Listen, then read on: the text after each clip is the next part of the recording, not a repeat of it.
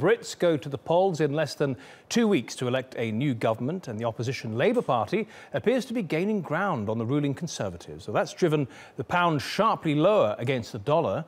The latest opinion poll by YouGov shows the Conservatives leading Labour by just 5 percentage points. Just a week ago, that stood at 9 points. The pound took a hit after that survey was released. It fell below $1.28 on Friday, its lowest level in 2 weeks. We've got our senior business producer here, Azhar Sukri, joins us on set. Az, why are the Tories losing ground? They seem to be way ahead at one point. Yeah, they really seem to have misplayed this election, especially in the last week or so. A lot of this centres on the social care part of the Conservative manifesto. So the Tories came out last week and said that that elderly people would actually have to pay more for their care if they win on June the 8th.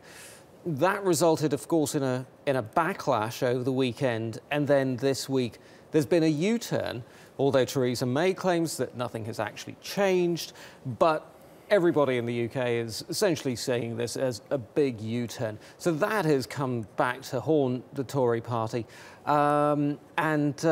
Yes, essentially that is what's We're nearly happening. a year on since the Brexit vote. Hasn't it gone quickly?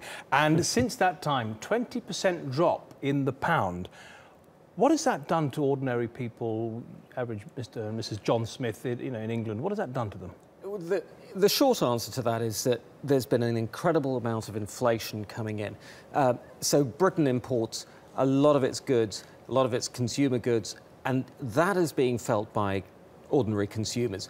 Prices are going up. I asked Jane Foley, who's the head of FX strategy at Rabobank earlier, about this as to how it's affecting ordinary people. This is what she had to say.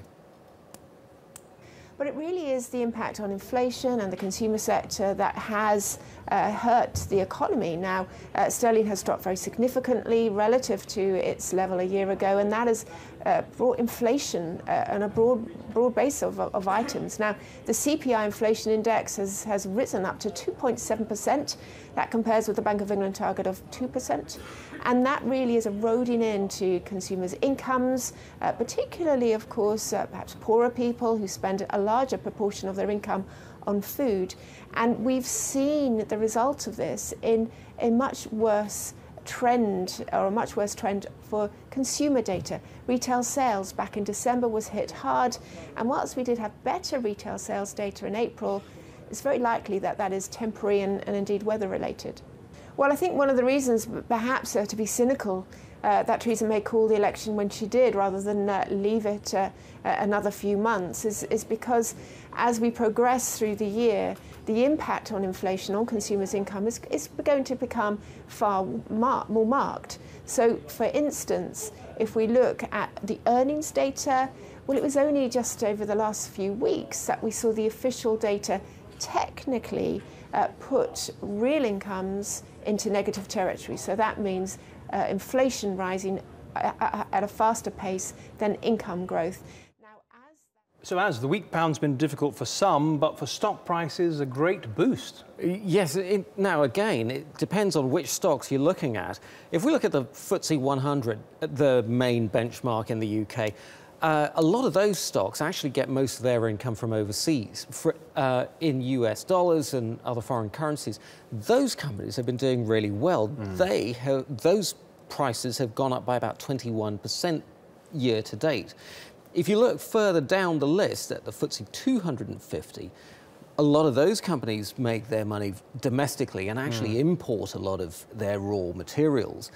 Those prices have gone up as well, but by nowhere near as much. The FTSE 250 is actually up by about 16% year to date. And when you drill down even further to individual companies, one good example that came out this week was Whole Foods, for example.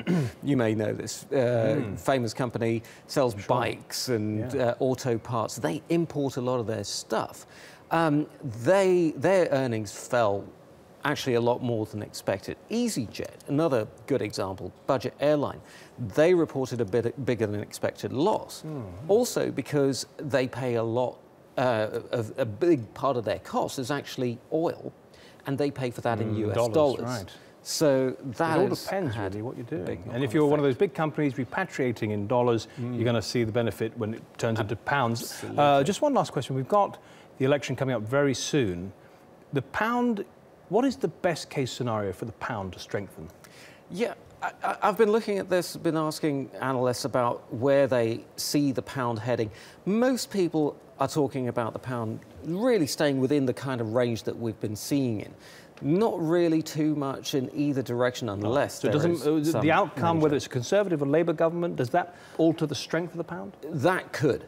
Now, if the Tories do get in, but with a narrower margin, that could have a major effect on the pound, because that could be seen as making life a lot harder for Theresa May when she goes in these and negotiates, Brexit negotiations, precisely. So, and that brings in a whole new range of uncertainty to the US. She could come out with a weaker deal, which would economy. weaken the economy, which would weaken the pound potentially. Absolutely. Okay, Az, thank you so much for that.